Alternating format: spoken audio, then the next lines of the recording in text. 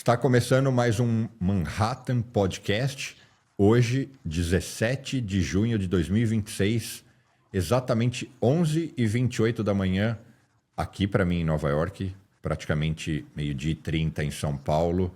E como sempre, ao lado do meu parceiro, amigo, Felipe Moura Brasil. Felipe, obrigado por estar aqui comigo mais uma vez. Salve, salve, Bruno. É sempre um prazer falar com você e com a audiência qualificada do Manhattan Connection. Vamos já começar com uma pauta quente. Eu estava assistindo o Gilmar e o Mendonça baterem boca, né? Eu confesso que para alguns estresses que eu já vi entre ministros, não foi dos piores. E eu também confesso que eu não cheguei a uma conclusão clara. Porque a origem foi que o Gilmar votou contra a prisão, né? E aí a discussão ali era, não, mas a gente não está analisando o mérito, e sim só a prisão. Enfim, destrincha isso para a gente. O julgamento na segunda turma do Supremo Tribunal Federal era sobre a manutenção ou não das prisões preventivas do pai do Daniel Vorcaro, que é o Henrique Vorcaro, e do primo do dono do Banco Master, que é o Felipe Vorcaro. E aí o André Mendonça é o relator do caso, foi ele que decretou a prisão, então ele obviamente defendeu a sua decisão votando a favor da manutenção. Isso já tinha acontecido semanas atrás. E o Luiz Fux, outro ministro da turma, tinha acompanhado o relator, formando placar de 2-0.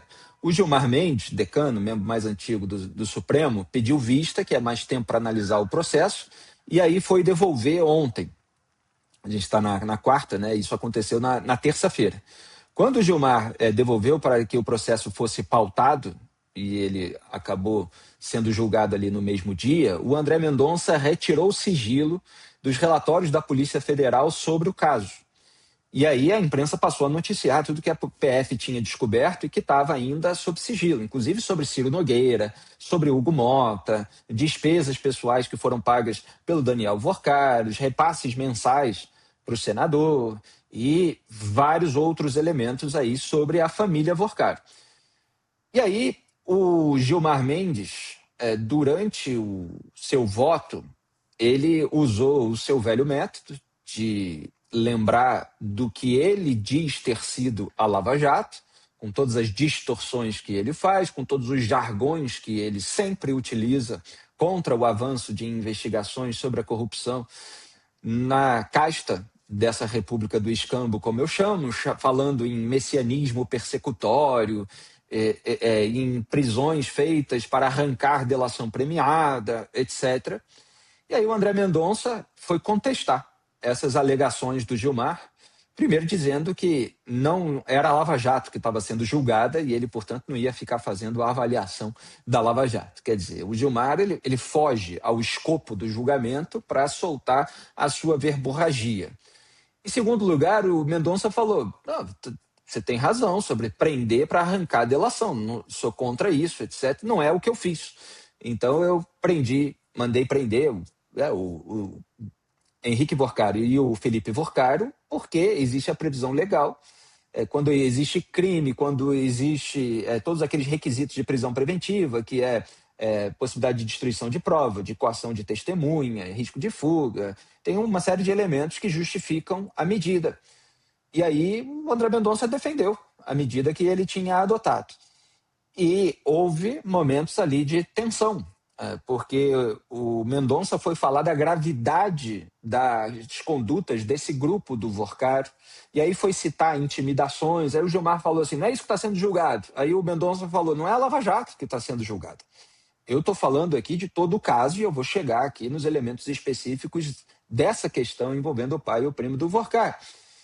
E aí, em outro momento, ele fez um relato que já tinha sido vazado aí para a imprensa, mas ainda não tinha confirmação de viva voz do próprio relator André Mendonça, que um advogado, e a imprensa está identificando como sendo o Roberto Podival, chegou para ele e ofereceu uma delação seletiva nesses termos, né? Propôs que, olha, queremos fazer uma delação seletiva. E aí o Mendonça disse que reagiu, dizendo que, olha, não precisa da delação, as investigações estão avançando e delação seletiva comigo não. que, enfim, afetou ali uma firmeza, que a gente vai precisar ver se ele vai manter ao longo de todo o processo, já que esse escândalo atinge muita gente poderosa. E, logo em seguida, ele fez uma outra revelação, que foi a seguinte: na verdade, ele escancarou, ele explanou a reação do sistema quando ele estava contestando o Gilmar. Ele falou assim: eu estou vendo o sistema agindo, eu estou assistindo aos movimentos para plantar, ele usou uma expressão específica, mas o sentido era esse, para plantar nulidade. Quer dizer, você cria uma alegação, você diz que tem um vício, para lá na frente você tentar anular todo o processo, a investigação, as prisões, etc., que foi o que o sistema fez com a Lava Jato e com outras operações anticorrupção nos métodos que eu destrincho há muitos anos e que muita gente relativizou porque era o Lula, ou porque era o Bolsonaro, ou porque eram outras pessoas, enfim, que têm algum capital eleitoral ou que oferecem boquinhas para muita gente. Então, o Mendonça fez aquilo que o Barroso fez em determinado momento na contestação ao Gilmar, e fazia tempo que isso não acontecia. Foi muito importante esse momento, porque é isso que está acontecendo, uma reação do sistema, só que, nesse momento, há mais gente de olho, o caso gerou uma comoção nacional muito forte, e a gente precisa constranger as autoridades, no sentido democrático e legítimo, a fazer aquilo que é certo. E aí o Cássio Nunes Marques, só para completar, ele acabou votando com o relator, então formou o placar de 3-1, Gilmar Mendes perdeu, foi voto vencido e as prisões foram mantidas. Se elas fossem relaxadas, como queria o Gilmar, e essas pessoas fossem para a prisão domiciliar, poderia haver ali a impetração de um agravo para julgar o caso do próprio Daniel Vorcaro e criar-se mais chance para o Vorcaro também ter a sua prisão preventiva relaxada, ir para domiciliar e não precisar fazer a colaboração premiada. E ele vinha enrolando nessa esperança de que Gilmar Mendes ou outros agentes aliviassem a barra dele. E agora a situação dele ficou mais delicada, ele provavelmente vai para Papuda, vai sair da superintendência da PF e está perdendo a chance de obter benefícios. Bom, o que me chama a atenção, e eu queria que você me dissesse se eu estou certo ou errado, mas o que me chama a atenção é que, logicamente, o Gilmar Mendes tem vários indícios de que ele tinha uma ligação, uma boa vizinhança, uma amizade ali com o Vorcaro e a turma dele. Então, ele votar a favor pode não ter nada a ver com isso. Ele pode, de fato, ter se amparado em aspectos jurídicos, mas na perspectiva de alguém, um cidadão comum brasileiro, mero economista, para mim, eu leio isso, conflito de interesse. Faz sentido?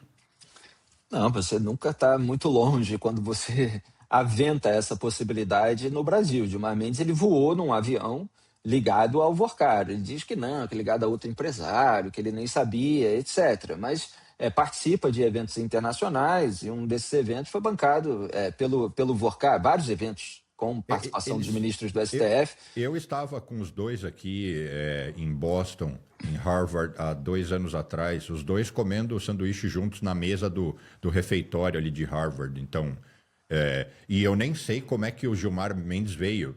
Muito possivelmente pode ter vindo até dentro do avião junto com o Vorcaro. Uma pausa rápida. Obrigado por estar aqui. Isso significa muito para a gente. Essa conversa continua, mas daqui para frente é só para os nossos assinantes. No Manhattan, você tem acesso ao programa completo, aos podcasts, às sessões de perguntas e respostas com os membros da bancada, além de comunidade e vários outros benefícios.